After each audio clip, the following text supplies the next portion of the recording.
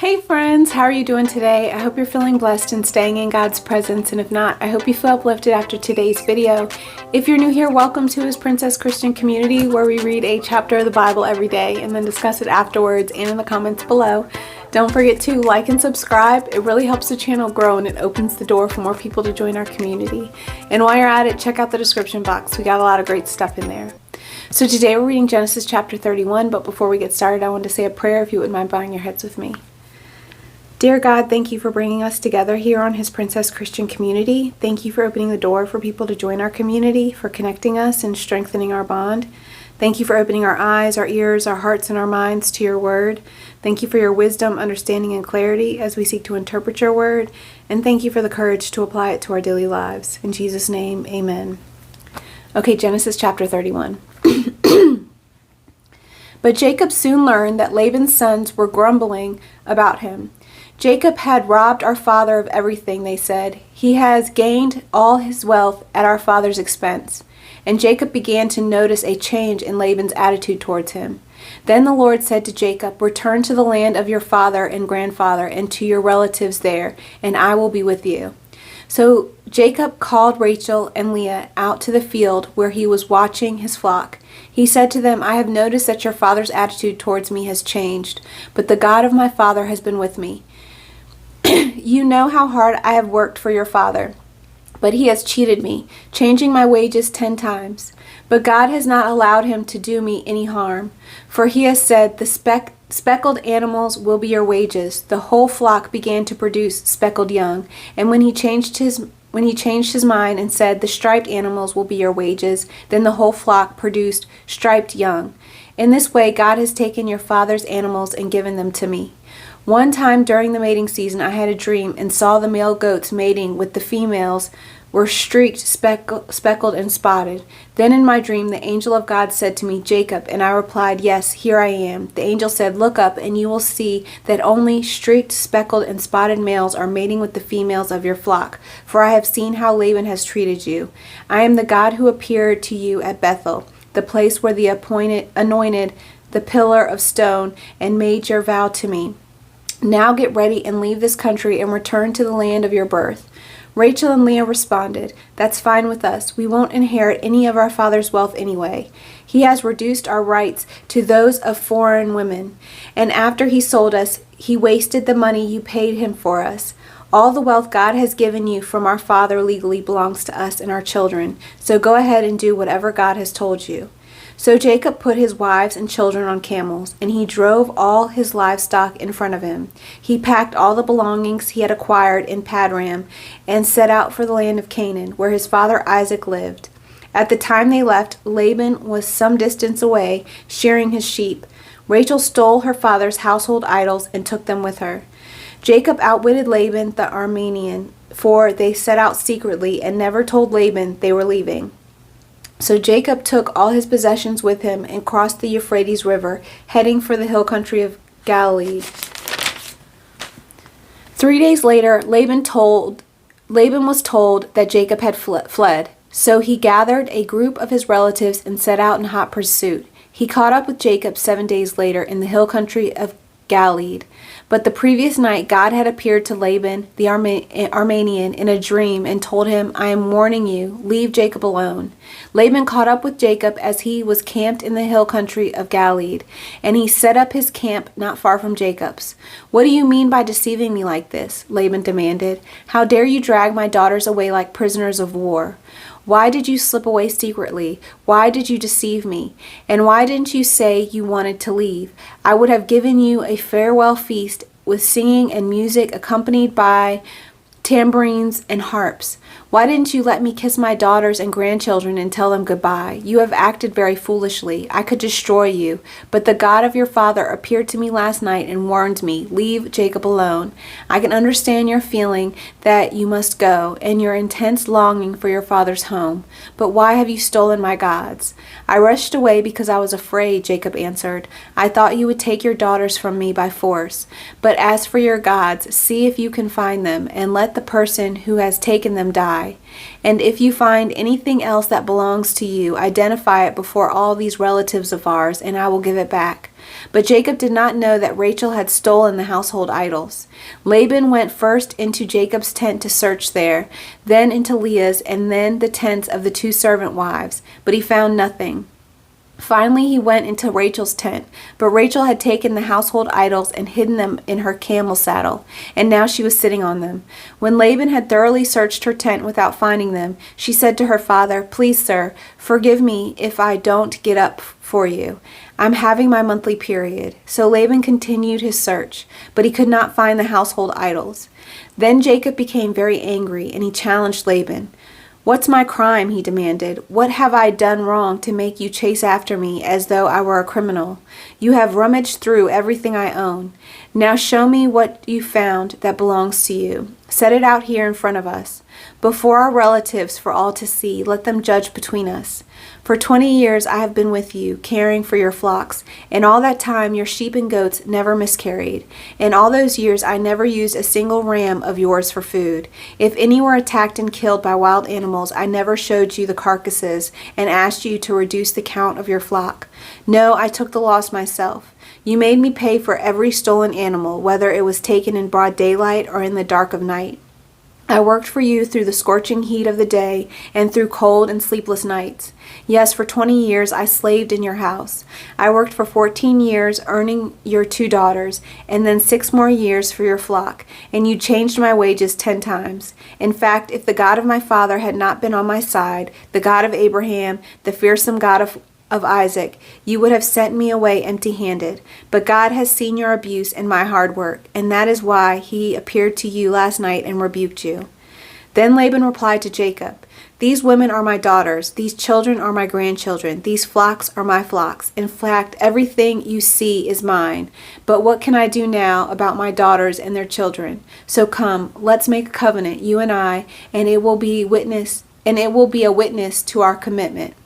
So Jacob took a stone and set it up as a monument. Then he told his family members, "Gather some stones." So they gathered stones and piled them in a heap. Then Jacob and Laban sat down beside the pile of stones to eat a covenant meal. To commemorate the event, Laban called the place Jegar Shadutha, which means witness pile in Aramaic. Jacob called it Galeed, which means witness pile in Hebrew.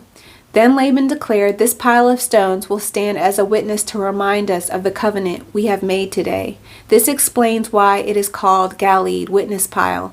But it was also called Mizpah, which means watchtower. For Laban said, "May the Lord keep watch between us to make sure that we keep this covenant when we are out of each other's sight.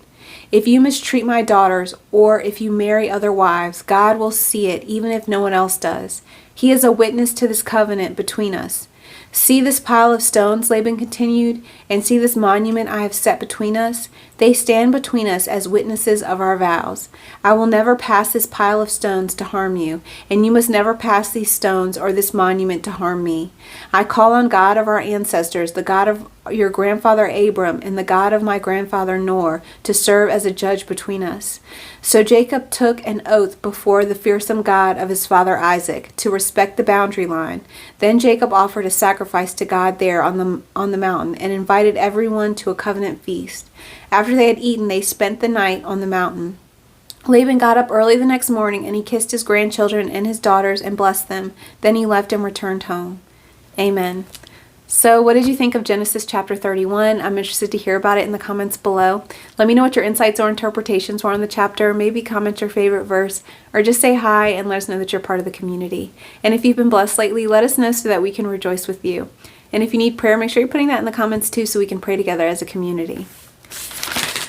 Okay, so Genesis chapter 31 is about Jacob fleeing from Laban. So Jacob learned that Laban's sons were grumbling about him, and he heard what they were saying. Then the Lord appeared to Jacob and said, "Return to the land of your father and your grandfather and your relatives, and I will be with you." So I think it's interesting the way that this chapter is placed, where we see that yesterday in chapter 30, verse 25, Jacob said to Laban, "Please release me so I can go to my own country." So you've got to wonder if the order of things, I wrote off to the side, God prepared Jacob by giving him the desire to leave. So he had the desire to leave. Then he made his circumstances so unbearable, hearing, the people plotting against him, and, the bad talk of the way people are, and just the way that people were treating him. Laban was treating him horrible. And then, he gives him that personal direction. So then God appears to him and says specifically, okay, here, this is what you should do. So I think that it's important that we listen to those things in our own lives. When God puts that desire on our heart that, okay, now it's time to leave, then our situation becomes uncomfortable, to where it's just more confirmation that it's time for us to move forward. And then once we get that clear direction from God saying, okay, this is where you should go, this is where you need to go, and you should leave now. And he reminds you that he is with you on that journey. You don't want to step out, without God being with you, without God's, permission, so to speak, without his approval. Because you want to make sure that you're walking in step with God. So then Jacob called Rachel and Leah, and he says, I've noticed your father's attitude towards me. And I love this. He says, but the God of my father has been with me. So regardless of the way that Laban was treating him, God was with him. God has not allowed him to do me any harm. So again, God will not allow your enemies to harm you in any way, regardless of how they try. And in this way, God has taken your father's animals and given them to me. So he showed how, Laban tried to change his wages, and how all the things that Laban tried to do, but that God, orchestrated it so that Jacob would still have something regardless of what Laban was doing. And then it goes into, God, an angel appearing to him and then says, Look up and you will see that only the streaked, speckled, and spotted males are mating with the females of your flock. So this is just confirmation that the idea that he had about putting the bark in the water and the way that the animals were mating was not his idea, but it was God's, that it came to him from a vision from God. And it says, for I have seen how Laban has treated you. So he gave him direction and showed him how to be successful. And that's the same way God works with us today. He will give us visions on how to be successful in the things that we do. We just have to remain faithful to God and continue seeking his advice on how to proceed, with the things in our lives, just following his direction. And so it says, now get ready and leave the country and return to the land of your birth.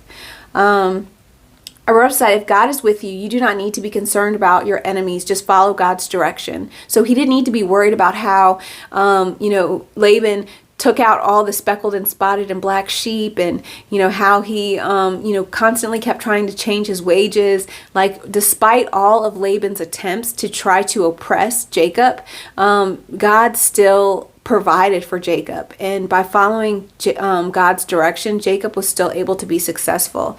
And I wrote, you will prosper in front of your enemies. And so it's just important to remember that God is going to make you succeed in front of your enemies despite what they are trying to do for his own glory. So people can see that you are obviously blessed by God, because we have been trying to stop you over and over and over again, and nothing that we do will stop you, because God is obviously with you.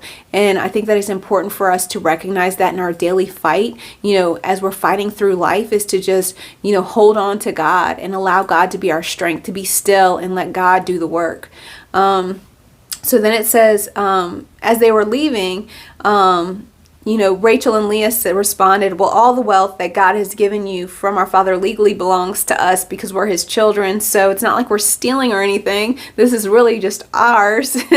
I like the way that they're trying to justify it in their mind, versus just submitting to their husband and going with it. They're trying to say, well, legally, this belongs to us, so we'll go with you. I just think it's funny. And then it says, but when they left, Rachel stole her father's household idols and took them with her. And I really just don't like this. I'm like, why did she even do this? And I'm wondering if maybe this had something to do with why she was barren for so long, had something to do with her idols, or, what if she was just trying to harm him, or if she thought that bringing those idols would protect them on their journey. It's not really clear the reason why she stole them. But we do see the consequences of it. And so it says that, Then they set out secretly and never told Laban they were leaving. And I wrote aside, don't let your enemies know your moves. So sometimes it's important to move in silence. God, often you don't have to announce the things that God has told you or the plans that God has for you. We see that this later on in Genesis, the way that Joseph announced his dreams and what happened to him, but we'll get to that later. But it's just important to recognize that sometimes we don't need to announce, the things that God has told us to do. We just need to move in it and let people see the steps that we take as we take them. So then Laban pursues Jacob. So after a few days, he realized Jacob's gone, and he goes after Jacob. He catches up to Jacob, and I'm reading what I wrote on the side. Fear can make it impossible to reap the full measure of blessings. I don't remember why I wrote that, but I believe I got it from like a commentary or something.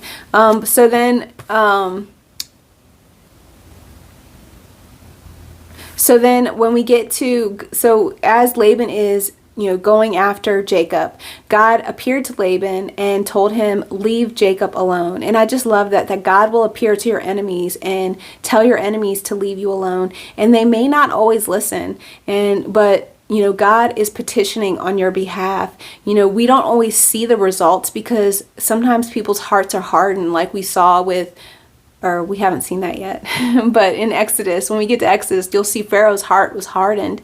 So a lot of times, even though God is petitioning on your behalf, people's hearts are hardened and they may not listen.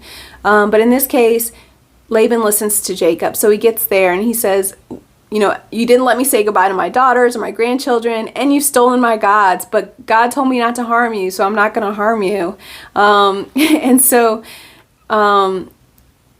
In verse 31, it says, I rushed away because I was afraid. I thought you would take your daughters from me by force. But as for your gods, see if you can find them and let the person who has taken them die. He didn't know that Rachel had taken them. So he's like, if you can find them, take it. Imagine if he had found them.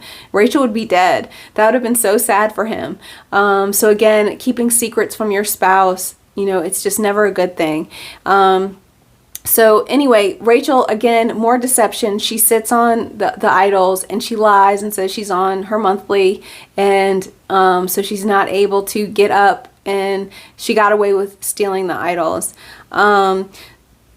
So then, he wasn't able to find them. So then he's like, but God has seen your abuse and my hard work. That is why he appeared to you last night and rebuked you. So he's like, you weren't able to find anything. You came here, all this accusations, nothing turned up.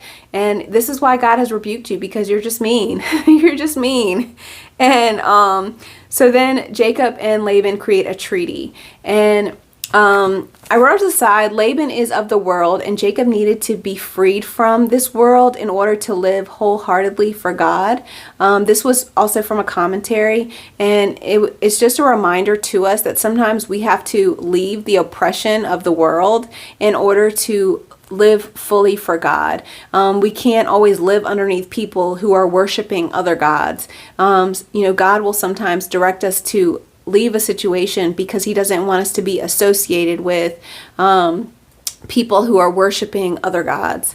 So then they ended up making a covenant in this place, and this is where they created a boundary that says neither one of us will cross this boundary to harm either person. And I wrote off of the side boundaries. So there's so many instances in the Bible where God creates boundaries. He created the boundaries of the world, where the water stops, where the sky stops, all these different boundaries that God created in the world. And he also creates them in our lives to protect us from things. So, don't cross this line to hurt somebody else. Don't do these things to hurt somebody else. There's so many boundaries in our lives, and it's good to just identify some of them. And then so Jacob took an oath before God and to respect the boundary line. Then Laban got up and left. So they offered the sacrifice to God. They confirmed the covenant with each other not to harm each other, and then they left. So that is my interpretation of Genesis chapter 31. I'm interested to hear what you have to say about it. Leave it in the comments below. Don't forget to like and subscribe, and I hope you stay blessed, stay in God's presence, and have a great rest of your day. I love you.